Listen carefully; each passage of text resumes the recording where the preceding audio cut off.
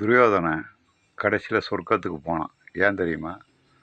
செய்யாமல் செய்த உதவிக்கு வையகமும் வானகமும் ஆற்றல் அறியுது. வள்ளுவர் சொன்னார். கர்ணன் யாருன்னே தெரியாது. அவனை தான் வீட்டில் சேர்த்துக்கிட்டான், தான் நண்பனை ஆக்கிக்கிட்டான், அங்க தேசத்தை அரசனாக்கினான். ஆனால் கர்ணன் எந்த உதவியும் அவனுக்கு செய்யலை. கடைசி வரைக்கும் அவன் கூடயே இருந்தான். அதாவது யாருன்னே தெரியாத ஒருவனுக்கு இவ்வளோ உதவி செஞ்சால் இந்த வையகமும் வானகமும் அவனை போற்றும். நான் சொல்கிறது புரியுங்களா? அதனால தான் அவன் சொர்க்கத்துக்கு போனான் துரியோதனன் கடைசி காலத்தில். அதாவது செய்யாமல் செய்த உதவிக்கு வையகமும் வானகமும் ஆற்றல் அறியுது அப்படிம்பார் வள்ளுவர்.